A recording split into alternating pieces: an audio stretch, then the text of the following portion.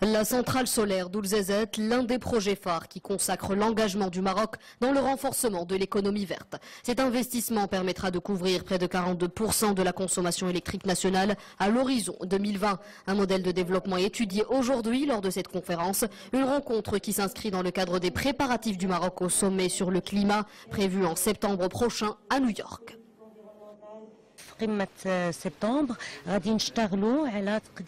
Durant le sommet de septembre, nous allons présenter le programme d'investissement vert du Maroc. Ce programme n'est pas une nouveauté pour les institutions marocaines. L'investissement vert se développe au Maroc, particulièrement dans le secteur privé.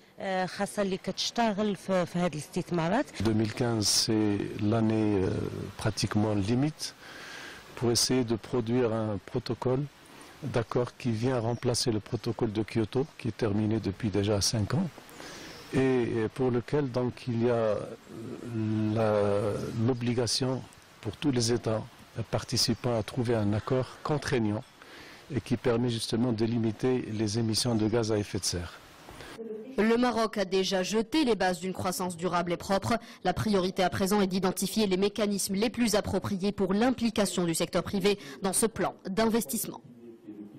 À la Confédération générale des entreprises marocaines, la CGM, il y a une commission dédiée à l'économie verte qui demande des réglementations, des fiscalités adéquates, qui demande à accompagner les entreprises pour qu'elles soient le plus propres possible, c'est-à-dire qu'elles soient le plus économes en termes de consommation d'énergie, de consommation d'eau, en termes de gestion de déchets. Et on a vu les opportunités aujourd'hui pour la création d'emplois dans le domaine de la gestion de déchets. Il faut La croissance durable, c'est absolument primordial maintenant. Alors, il faut avoir une croissance verte. Et en ce qui concerne cette croissance verte, il faut dire que le Maroc est un pays phare.